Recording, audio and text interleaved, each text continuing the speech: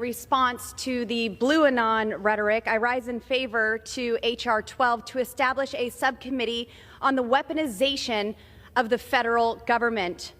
The authoritarian left has used the full might and authority of the federal government to force its agenda on the American people. The federal government has been weaponized to pressure private companies to censor conservatives, target parents as domestic tyrants, just simply for caring about their children and their education. The next 2 years of Republicans using the congressional floor as their personal grievance platform is going to be absolutely insufferable, and it's just getting started. I warned during the midterms that should Republicans retake the House or Senate, the biggest change will go from discussions of policy and substantive legislation to grandstanding, complaining, and useless investigations. And just days into the new Congress, we are getting a good look at how the next 2 years are going to go. That is, if the Republican Party can ever get over the nonsense that was Kevin McCarthy's 15 failed attempts at becoming Speaker of the House.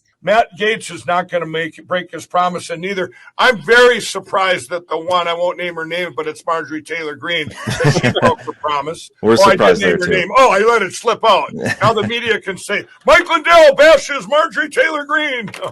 You know, yeah. I just think that she, I mean, it's her choice, but obviously she was promised something. And I don't know if that promise helps the people. You know what I mean? I do love a good Mike Lindell shading, particularly when it's being thrown at Marjorie Taylor Greene. Republicans, by all accounts, are very much in disarray as Congress gets started this term, the far right proving they hold an insurmountable amount of power over the more moderate wing. But as we saw in the midterms, the far right is not popular with American voters. So what's the party to do?